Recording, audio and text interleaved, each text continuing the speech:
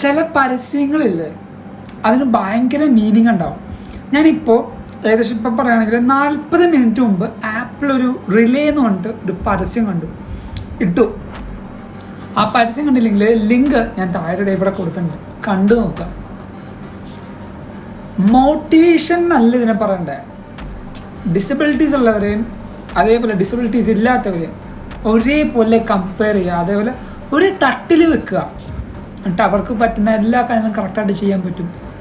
ഓ മാൻ, നിങ്ങളാ പരസ്യം കണ്ടു നോക്കുക. വേറെ ലീഗാണ്.